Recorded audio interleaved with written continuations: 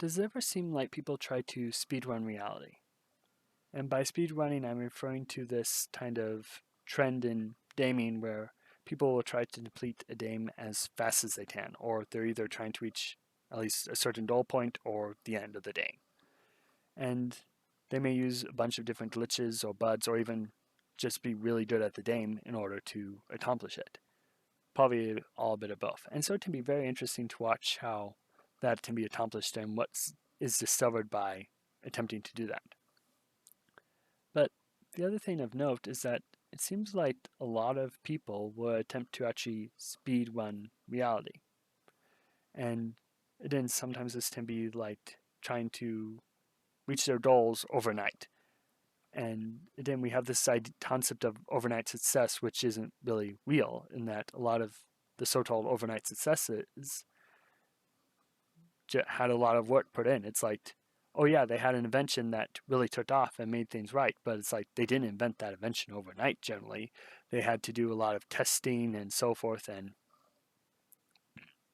excuse me, and a lot of other things in order to actually get the invention to a point where it actually worked. And then they have to come up with a distribution and whatever it was. It's like generally not a one night process. Oftentimes they may have had an audience already, and so when they release a product that the audience loves, why wouldn't they have success? It's kind of one of those things where it's like you may not have seen the process, but the process did happen. But again, since we don't see it, we don't really think about it. And if we think about it, we may think of it more as a training montage, where it's like just a minute of footage, and that's all we have to do. We just have to have that minute of footage that one time through the whole process of training and so forth, and then we'll have everything we want. But really, that training montage is condensing months or weeks into a single time period. And then maybe that's because most people don't like to watch training. Again, doing the same thing over and over each and every day, or doing similar things over and over each and every day, but with gradual improvement. It's not very entertaining to watch, but it's kind of part of the process in a sense where we need to actually have it. And of course, you can break that up by actually having basically the conversations or the training, the improving of the mindset within that montage. Or in place of that montage, so you're having that bits and pieces there, which can actually be entertaining. But in just having someone training all the time does not really make necessarily for good watching in a sense, unless there's something else interesting about it. So I get why that is, but it's like we expect the montage rather than the actual work. And again, that's probably on a societal level or in general. We can almost expect microwave solutions for everything. Health, society, relationships, almost everything. We almost programmed for some reason to expect things to just come with the snap of our fingers. But part of that is because we can often care more for the symptoms of something rather than the actual root cause of it.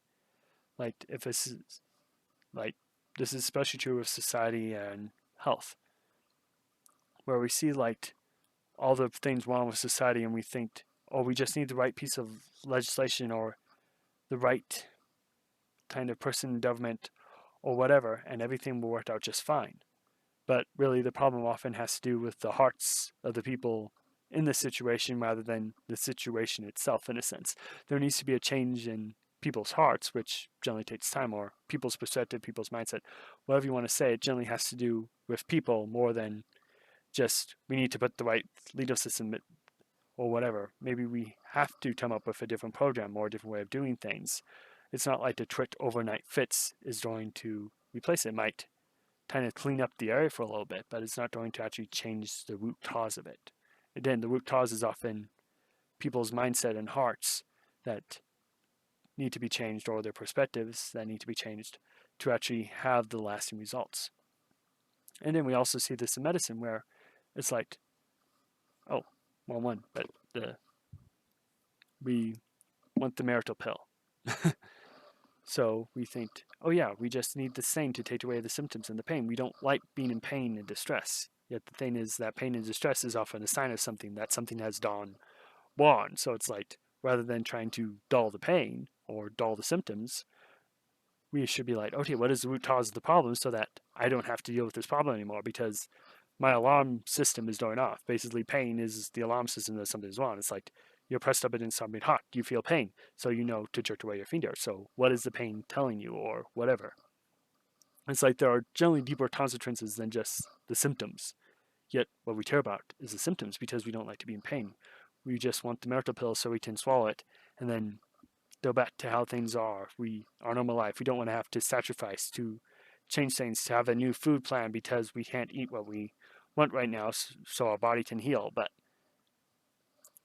that takes too much time. We rather just have the miracle pill. But the thing about miracle pills is that, one way to think of them is kind of like that superpower where someone can turn off their pain receptors for a little bit. Now that automatically has a drawback in that while they can keep moving and push through the pain to defeat their foe, they will often pay the price later because they still took the damage or the injuries from whatever they did. They were just able to push through it. So the thing is that we may be turning off the things that are telling us something is very wrong and not actually dealing with the main root cause so that it actually is causing great damage to our bodies. But we aren't in pain, so we don't think there's a problem.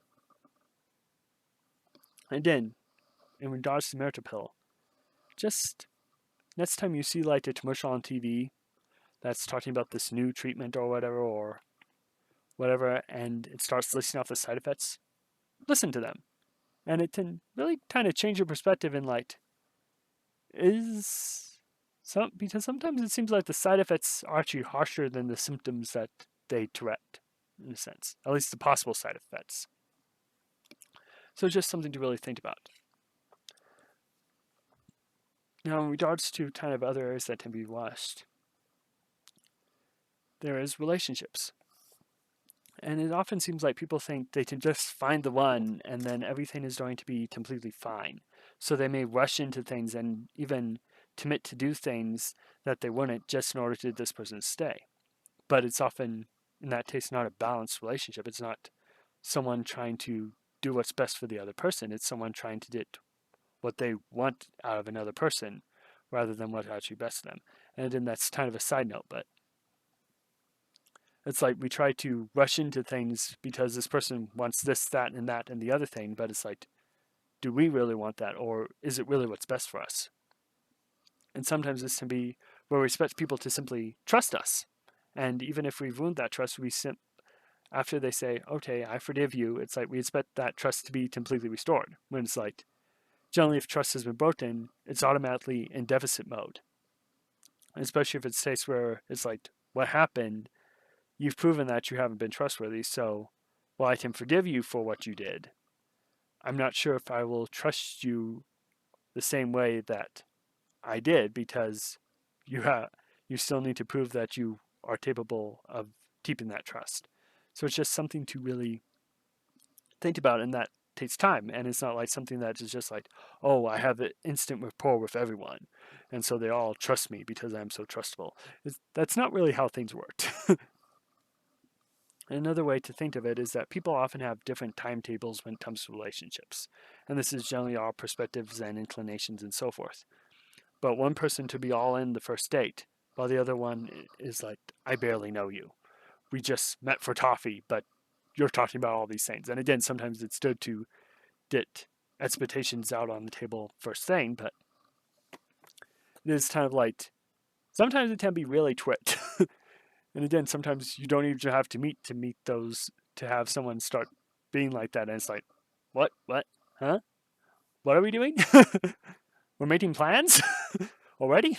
And so it's just sort of one of those things to really think about it, that we often have different timetables for relationships. So some people tend to be very plodding along, whereas the other one is like, okay, it's time to do this, that, and the other thing. I have a plan and we're going to stick to it, and this is what we're doing. Where the other person is like, I'm not ready for that. So then it's like not really a right or wrong thing. It's just people are different, have different perspectives. But these are just some of the areas that I've noticed where people seem to attempt speedrunning, or at least in regards to reality. So if you have other examples you would like to share, feel free to leave them in the comments below. And if you enjoyed this video, you can like and share it so that others may enjoy it as well. And if you want to see more videos like this, you can subscribe to our channel. Anyway, I'm Jonah, and you've been watching Lions Mane Media, where we celebrate stories and the lessons of them. Thank you for listening to my musings. Talk to you later, and have a great rest of your day.